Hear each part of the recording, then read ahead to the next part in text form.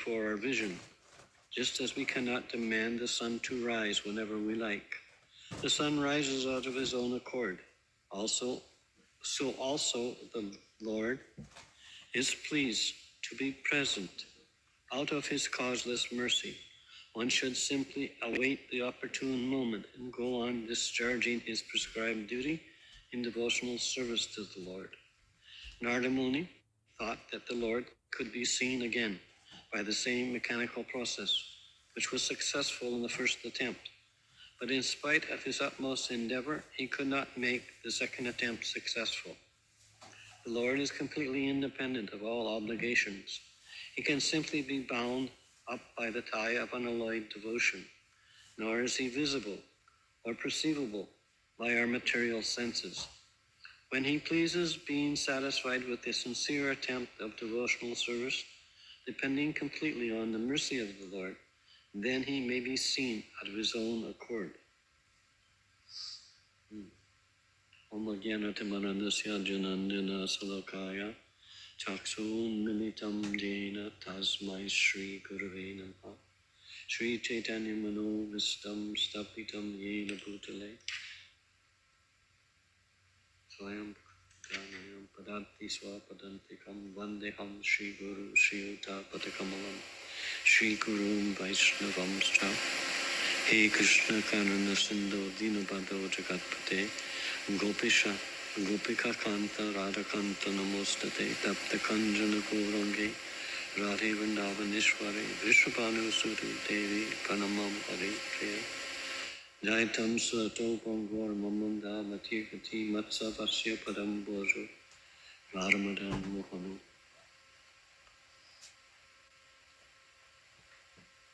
Didrikshas Tad Aham Bhuya Pranidaya Mano Riddhi Rikshamano Pina Apasya Yam Avritya Ta Evaturaha. I desire to see again that transcendental form of the Lord, but despite my attempts to concentrate upon the heart with eagerness to see his form again, I could not see him anymore, and thus dissatisfied, I was very much aggrieved.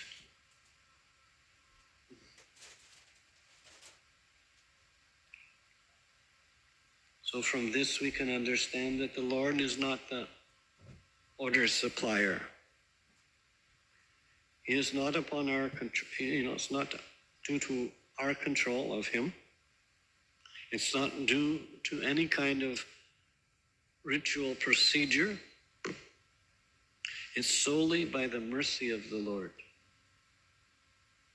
So if one wants to receive the mercy of the Lord, it's best that he stay in the association of the devotees and render regularly transcendental service.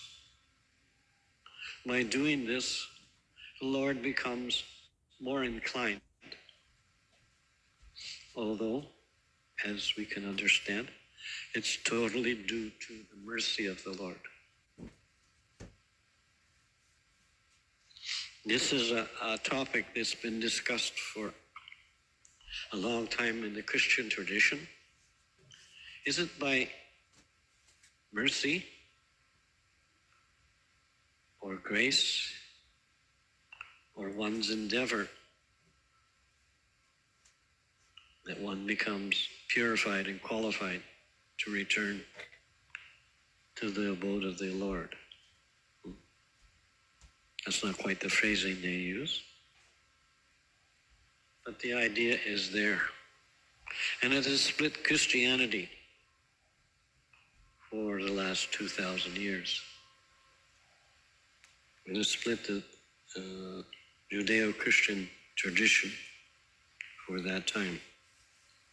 They can't come to any conclusion because all of the writings are not factual. There is no backup of Guru, Sadhu, and Shastra in that tradition. And because that is missing, they are having this difficulty. And for us to think that All I have to do is come for, a year or two, or even less, and automatically the Lord will appear before me. It doesn't work that way. It is solely due to His mercy that the Lord appears before you. Of course, you can come to the temple and see the form of the Lord at the altar. But if you're looking at Him with eyes that are not tinged with love, you will not see Him. You may see a form, but this form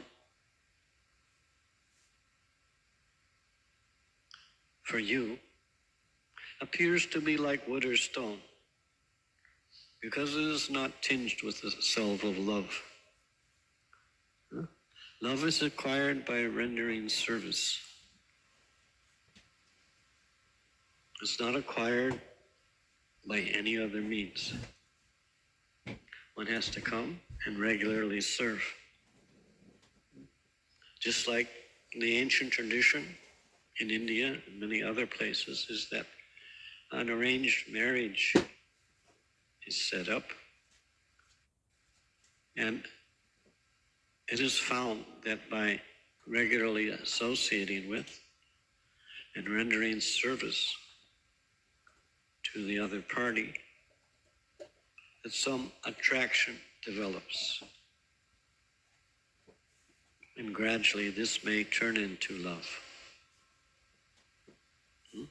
Because we are thinking that I am the order, the controller.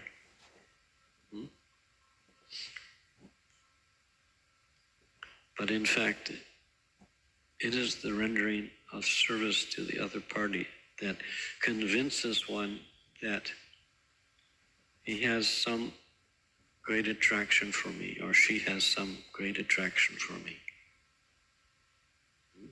And so, reluctantly in return, perhaps, we may think in the same platform.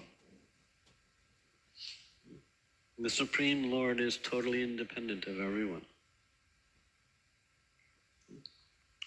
And we'll have an extremely difficult time, because His form is not like the forms we're familiar with. We cannot even really perceive how He is so transcendental. Krishna, He has the capability of impregnating the world with His glance. He can eat with His eyes,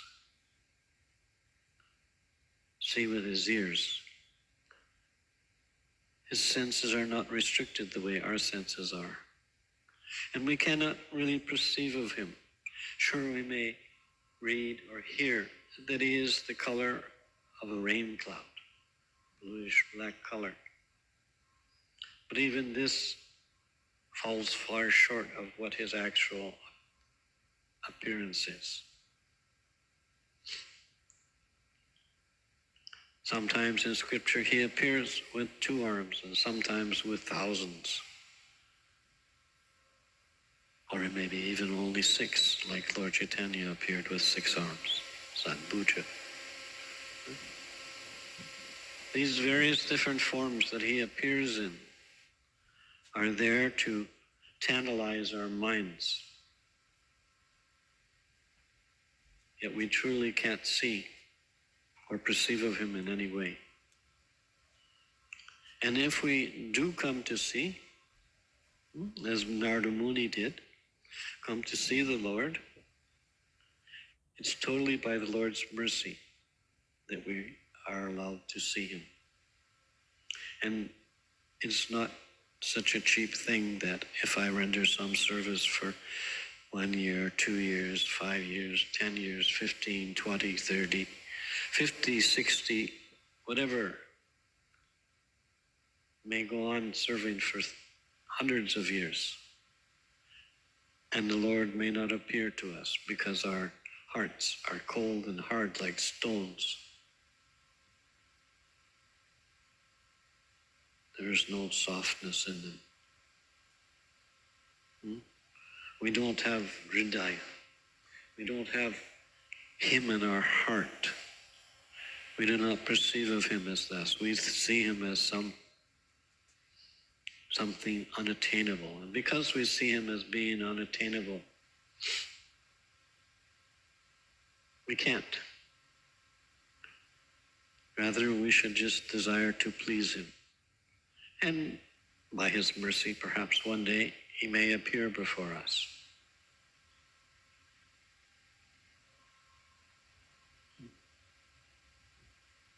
This practice of coming and rendering devotional service in itself is not a very cheap thing.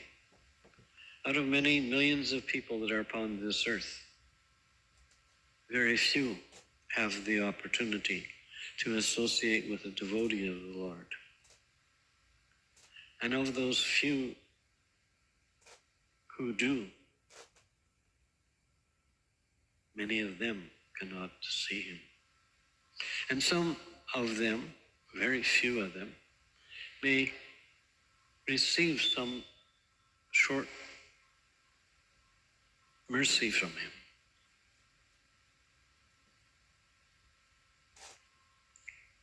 It's not some cheap thing.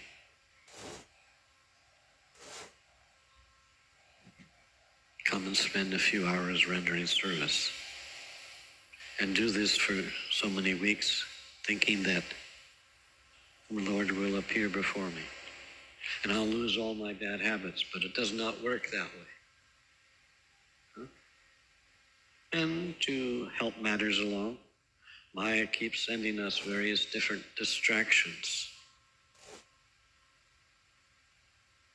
And we become embroiled in those distractions and we are lost again. Just as I was reading about Kaliya Krishnadas. He somehow or other came into the association of unscrupulous persons, or persons who were intent in distracting such a person from the true path.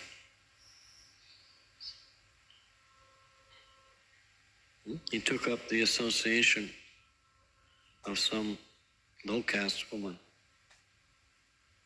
And because of this, Sri Chaitanya Mahaprabhu refused to associate with him. And so by the mercy of the devotees, Kaliya Krishnadas was sent to Bengal. Thus, hopefully, to come into Lord Chaitanya's association once again.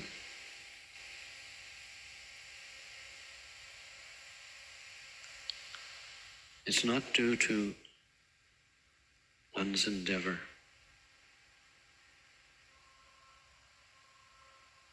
We can endeavor all we want.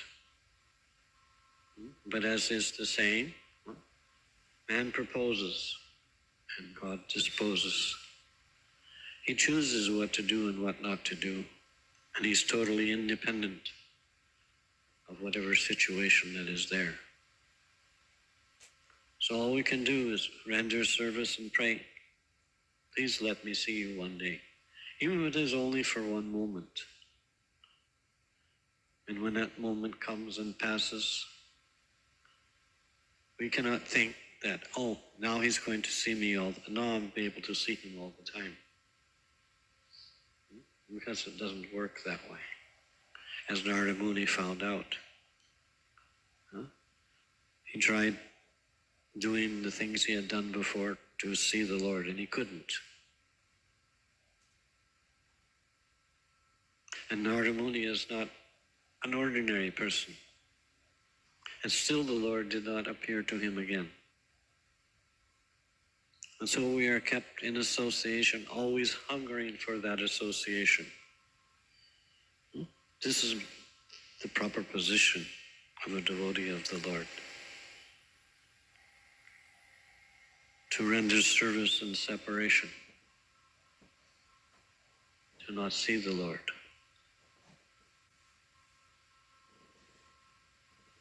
We go on serving with the hope that maybe someday,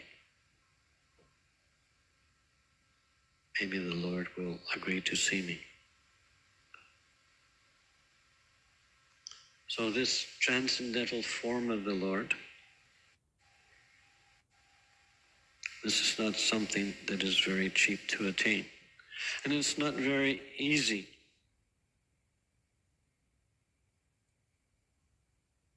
to rid oneself of all nasty habits. They'll come to us again and again, trying to distract us. And all we can do is continue on. And by the mercy of the devotees of Krishna, we may be able to stay in their association, and thereby, maybe one day, again, we can see that transcendental Lord. So devotees should always be praying that I am lame and ill-advised,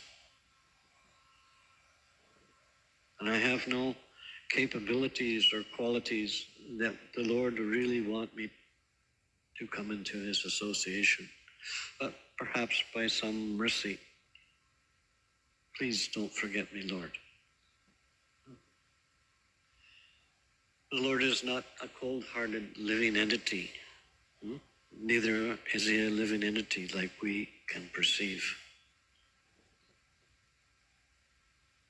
He is Achyuta, Anardi, Ananta Rupam.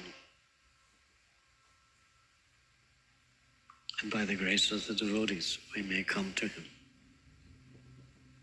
As is said, as Lord Brahma has said in the Brahma Samhita, Advaitam Achyutam Anardi Ananta Rupam, Madhyam Parana Pujam Navajo Valencha, Vedisha Dulava Dulava Atma Bhakto, Govindam Hari Pujam Tamaham Bhajami.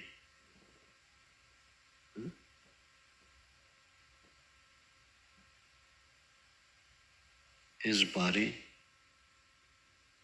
is transcendental to all things. He is totally Swarat, totally independent. But he can be bound by love,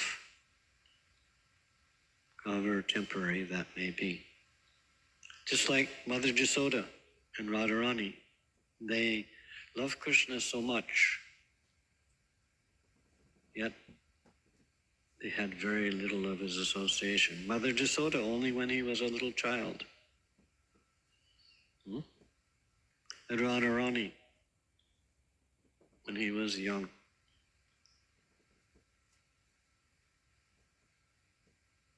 Because he left and went away from Vrindavan. First to Mathura, and then to Dwarka.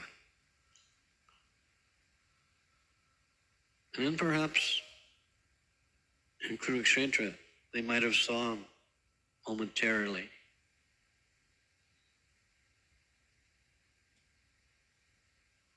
And these are eternal associates of the Lord. So what hope do we have? There is eternal associates because their love is very, very strong. They're always thinking about and talking about Krishna. Sure, sometimes they are not seeing, but that doesn't stop them from talking about and remembering Krishna. We, who, on the other hand, very rarely talk about Krishna. So we're going to have even less chance because we're too busy talking about other mundane things instead of remembering the Supreme Personality of Godhead. In this world, there is no possibility. So much contaminated are we. And so by the causeless mercy of the Lord, that may happen, but that's his decision. And we can't do anything to change that. But we can at least be in a situation whereby we are protected. This is what Sangha is, the association of other devotees, that perhaps they'll be very merciful to us and may speak about the Lord on rare occasions. And perhaps on that same rare occasion, we may hear. So it's very important to always chant with attention the names of Krishna, both in kirtan and in japa. It's very important to stay in the association and render devotional service with the other devotees. Not in a challenging way, but in a loving way. Always hear and chant about the Lord. Because then we are at least rightly situated for receiving the Lord's mercy. To hear and chant about the Lord.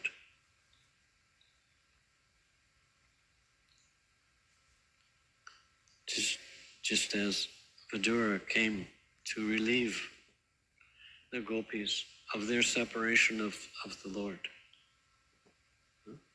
He spoke about the activities of the Lord, and the gopis remembered them, and they remembered his pastimes as a small child.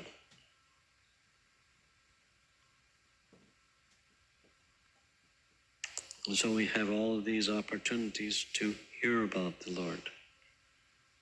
You can hear on tapes, can read in the books, can hear in the association of the other devotees.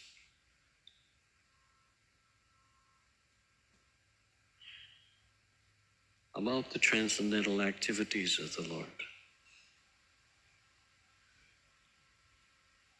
So the spiritual activities are there to remind us of how a devotee thinks or should be thinking, and that we ourselves are not really qualified as a devotee.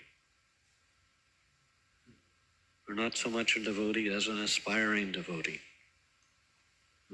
Or as Lord Chaitanya said, that his spiritual master said that he was a fool. And so that should be our mentality, because Lord Chaitanya is coming, giving the example of how a devotee worships Krishna.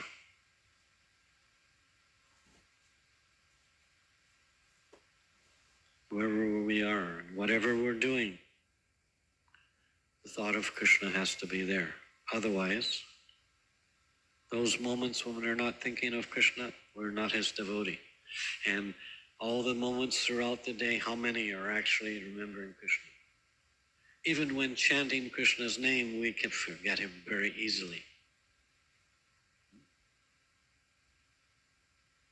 So we have to be very careful. We have to be always very much fixed in remembrance of the Lord under all circumstances.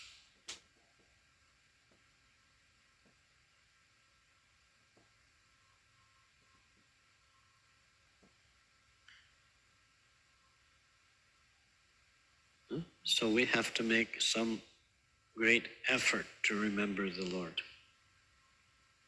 And we should especially do this during the time in which we have to chant Krishna's name.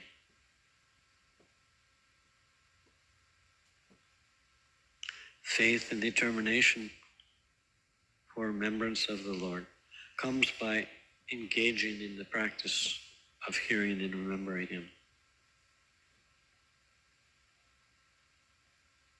By doing those hearing and remembering, we become purified. And we need lots of purification, because even though we may think we are devotees, we're usually engaged in non-devotional activity, rendering service to the body, to the expansions of the body. with children, family, and relatives, and with others who supposedly are friends. But someone who does not remind us of Krishna, he's not so much a friend. In fact, he's more of an enemy because he's going to give us some distraction from Krishna.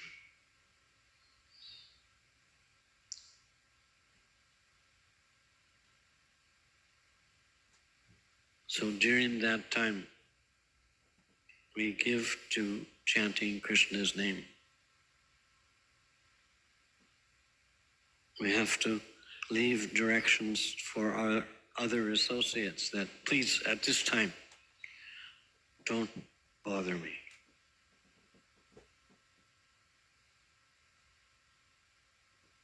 You can text me and leave me some statement. And when I'm finished with my short little association with Krishna, then I will get back to you.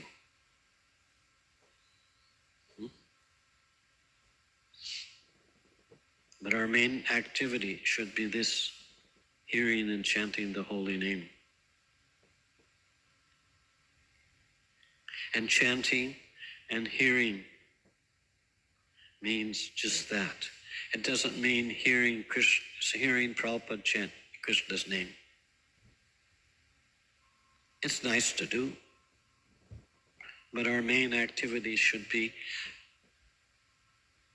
vibrating our tongue so that our ears can hear the name, so that the mind can be reminded of Krishna. This is our means of chanting Krishna's name. And other activities that may go on at the same time is so much white background noise, so much distraction to the hearing of that name.